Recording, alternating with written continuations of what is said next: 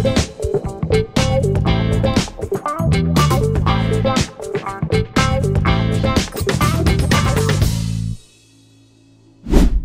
Mbak Raya, jumpa lagi di ruang tanya jawab di mana ada tanya disuka dijawab bersama Tess Lestari dan Izharul Has. Ya, kali ini kita membahas apa nih Bang nih? Apalagi mungkin di dunia internasional? Ya bisa-bisa ya, karena saat ini memang sedang terjadi penjajahan gitu ya, atau genocide di Palestina.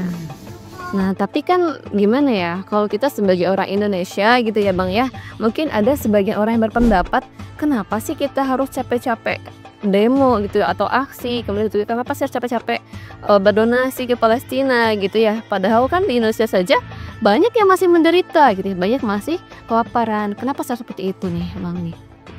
Iya, kalau kita melihat ya bagaimana kemudian agresi yang dilakukan oleh Zionis dan genosida ya. Jadi luar biasa sekali. Saat ini kita melihat lebih dari 40.000 orang. Ya betul. Dan sebagian besar diantaranya adalah anak-anak dan juga wanita.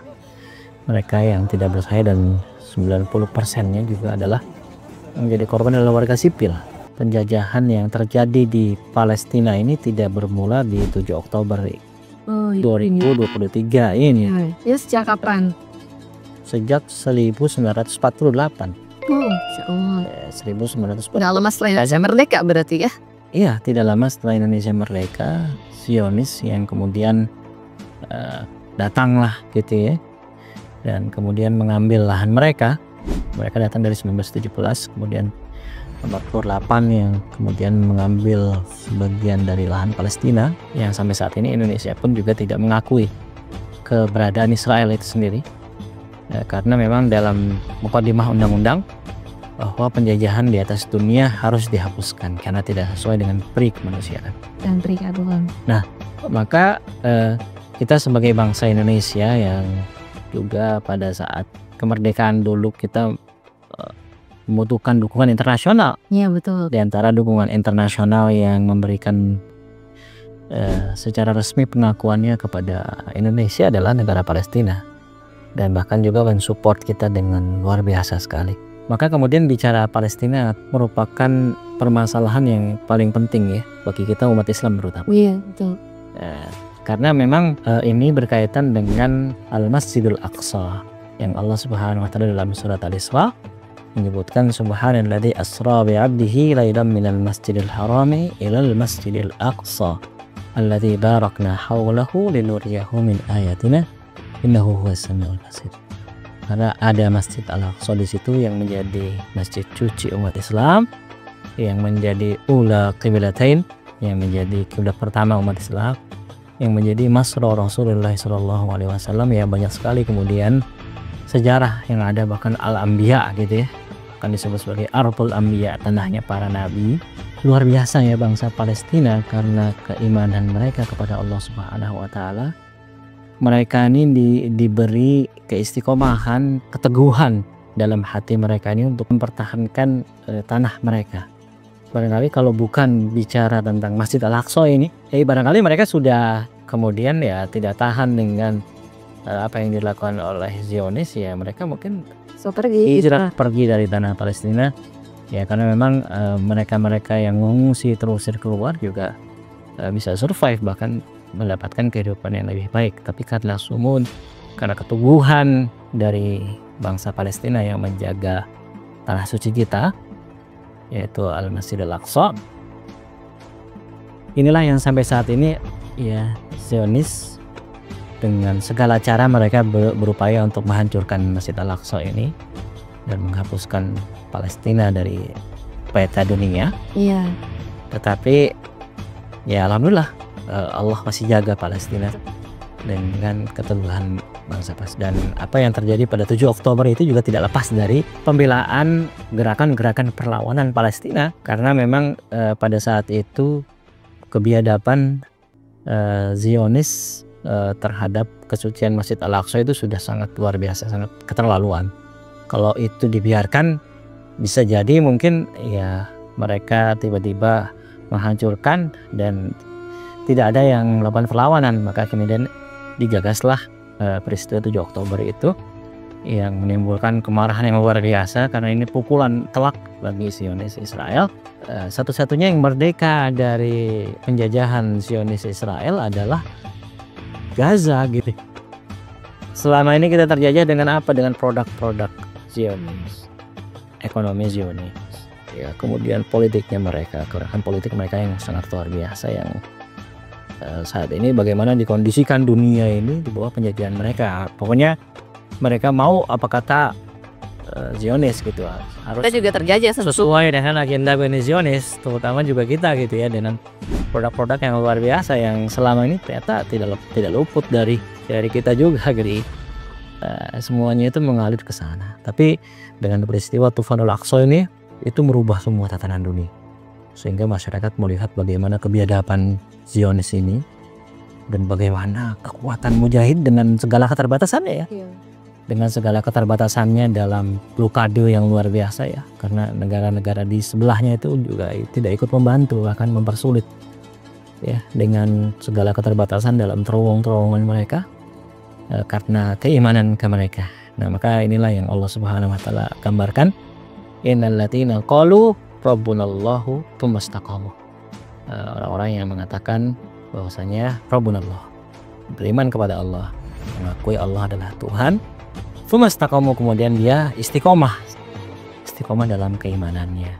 Dia bisa kemudian dalam perjuangannya benar istiqomah. Tatanazzalu alaihimul malaikatu alla takhafu wa la tahzanu. Ya, kemudian Allah turunkanlah di situ malaikat-malaikat ya. Kemudian mengatakan kepadanya, janganlah kamu takut, jangan kamu sedih. Wa absyiru bil jannati allati kuntum tu'adun. Dan berikanlah kabar gembira tentang surga yang Allah Subhanahu wa taala janjikan. Maka 42.000 lebih, dan mayoritasnya warga sipil, mereka juga yang turut berjihad di jalan Allah, yang mereka istiqomah dalam keimanannya, dalam perjuangannya. Ini sebenarnya sudah berbahagia di surganya, Insya Allah.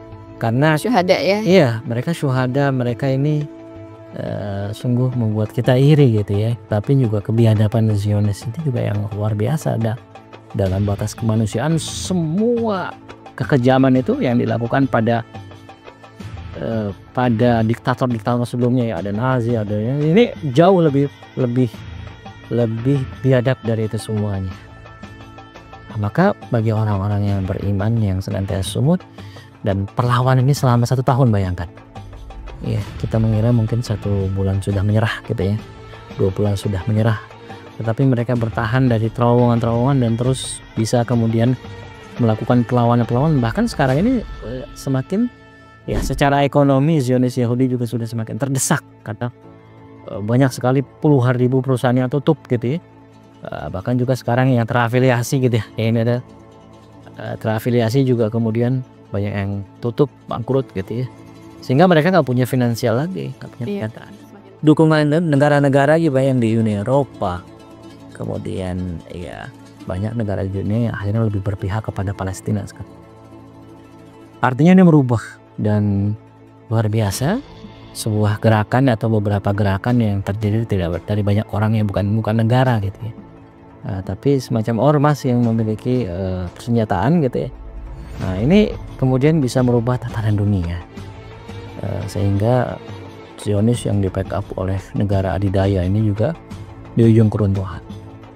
Dan ya, diantara rawalan misalnya pendiri dari harokah yang ada di dalam Palestina itu sendiri misalnya, ya memprediksikan bagaimana kemudian arba'in kita ada siklus 40 tahunan ya, barangkali mungkin ya di 2027 kalau 40 tahun dari didirikannya di gerakan Hamas sendiri, maka kita akan lihatlah bagaimana kemudian perjuangan bangsa Palestina yang saat mungkin sebelumnya kita nggak bisa membayangkan bahwa Zionis ini akan bertekuk lutut ya, tapi mungkin dengan izin Allah dan dengan juga doa-doa dari kita pastinya, dan juga dukungan kita ya lewat sosial media ini juga jangan kita suarakan kemudian juga tentunya dengan dana juga ya. Apapun bantuan itu ya kita percayakan kepada lembaga-lembaga yang memang terpercaya, yang punya track record yang bagus, yang memang jelas laporannya. Itu untuk mendukung perjuangan masyarakat Palestina. Karena dengan mendukung perjuangan mereka, ini kita menjadi bagian orang-orang yang terus menjaga Al-Aqsa itu sendiri, dan menjadi bagian dari hifdzuddin, menjaga agama ini sendiri. Sehingga kalau berdiam diri saja ya barangkali tadi gitu ya, Masjid Al-Aqsa sudah dihapuskan dan sebagainya, yang kita tidak ingin itu semuanya terjadi. Tuh, maka konflik Palestina ini ya akar permasalahannya adalah di sini gitu kan. Yang ini semuanya harusnya kita semuanya umat ini jangan sampai lupakan Masjid Al-Aqsa. Harus ada dalam hati-hati kita, dalam jiwa-jiwa kita ini, bahwa kita suatu saat juga memiliki mimpi yang sama, bahwa suatu saat kita akan sholat di Masjid Al-Aqsa dalam keadaan merdeka, sebagaimana kemudian Khalifah Umar bin Khattab yang kemudian datang untuk memproklamirkan kemerdekaan Al-Aqsa, bagaimana juga Salahuddin Al-Ayyubi yang juga membebaskan Al-Aqsa. Kita pun gini dengan perjuangan bangsa Palestina pun juga insya Allah akan bisa kembali membebaskan Al-Aqsa dari cengkraman Zionis laknatullah. Ya, demikian Mbak Raya tadi ya tentang Palestina ya. Jadi kita sebagai muslim dan juga sebagai warga Indonesia, tentu kita memiliki hutang budi gitu ya, kemerdekaan terhadap Palestina. Kemudian kita sebagai muslim pun kita berkewajiban untuk tetap membela Palestina, baik itu lewat berdemo, kemudian bersuara berisik gitu ya, berisik di medsos. Kemudian juga tadi kita tetap boikot gitu ya produk-produk yang terafiliasi dengan Israel, karena ternyata dampaknya sangat besar. Jadi boikot sampai Palestina merdeka gitu ya. Semoga kita semua sama-sama suatu saat nanti bisa bersujud dan sholat gitu ya di Masjidil Aqsa, tidak hanya di Mekah di Madinah, tapi juga kita bisa sholat di Masjidil Aqsa. Amin ya Allah ya Rabbal alamin. Ya, terima kasih. Insya Allah kita akan berjumpa kembali di lain kesempatan. Wassalamualaikum warahmatullahi wabarakatuh.